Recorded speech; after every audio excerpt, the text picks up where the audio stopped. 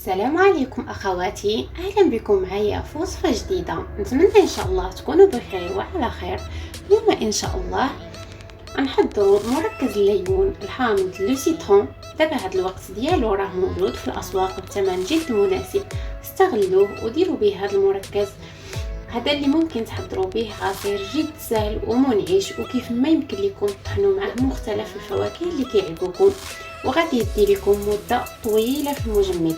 ما تنساونيش بلي لايك ديالكم ودعموني بلي كومونتير، واللي مازال ما اشترك عندي في القناه يدخل يشترك ويفعل الجرس باش ان شاء الله دائما يوصلكم الجديد.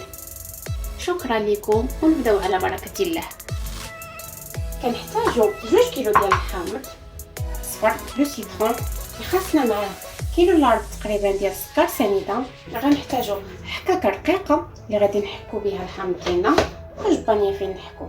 نبداو على بركه الله. كناخذوا الحامض يكون ديجا مغسول مزيان ومنشف، نحيدوا له هاد الزوائد وكنبداو نحكو.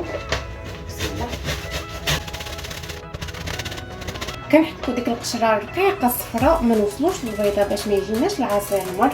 باش ما نطولش عليكم نحكو ونرجع لكم ان شاء الله. دونك من بعد ما كملت الكميه كامله اللي عندي هانتوما كي كيبان لكم، غادي نضيف عليه السكر سنيده.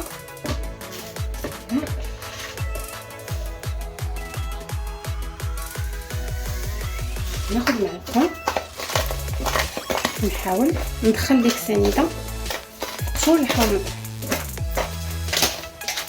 غنتمع الصلصه داك الحامض ونضيف عليه الماء ديالو كيبان لكم باش ينسجموا. نكمل القياس ديال السنيده اللي عندي كامل. نتمنى يكون واضح لكم وكيبان لكم مزيان. دابا ان شاء الله غناخذ العصاره، نبداو على بركه الله. هانتوما بالنسبه للحامض يعني ما وصلتش لديك القشره البيضاء باش ما يجينيش مر. دونك كنبدا نعصر الحامض. بالنسبه للحامض غادي نعصروه مزيان، نحيدو منه الماء اللي فيه كامل ويتصفى لنا كامل ونرجع لكم. بالنسبه لعصير الحامض انا ساليته على القياس اللي عطاني. بالنسبه لهادو ما تلوحوهمش، نصيحه الا كان عندكم الدجاج غادي تغسلوهم، يمكن لكم تغسلوا بهم الدجاج اولا ديروهم في الثلاجه، راه كيحيدوا الرائحه اللي كتكون في الثلاجه. دونك ما تلوحوهمش، احتفظوا بهم بشي ميكا في الثلاجه، وقت ما احتاجيتوهم استعملوهم. دونك دابا غناخذ العصير ديالي، غناخذ الخليط اللي صوبت قبيله. يستحسن انكم تاخذوا شي صفايه يكونوا العوينات ديالها رقاقين باش ما يدوزلناش شي عظم اولا شي حاجه.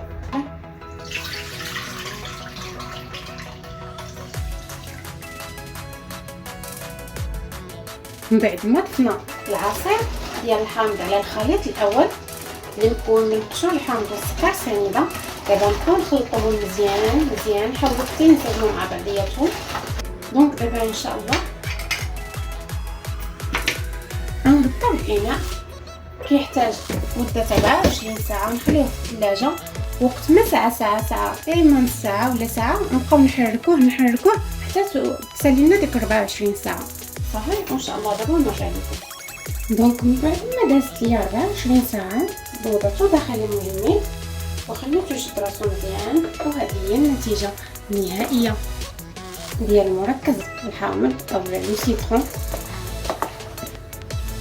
شوفوا كيجي بحال الانجيل، وهذا هو اللي صفيتو. تحافظوا عليه عندكم تمشيو تجربوه، تحتاجوه بالنسبه الى كنتو كتصوبوا الكيك اولا غريبه بالحامض اولا كتنكموا به، كيجي رائع. نتوما كتحتفظوا به بشي علبه ديال الزاج.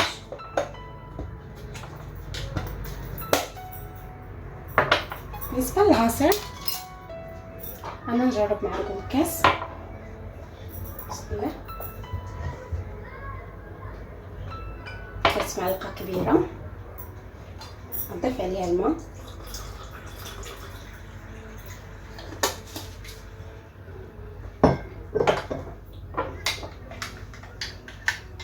ونحركو مزيان.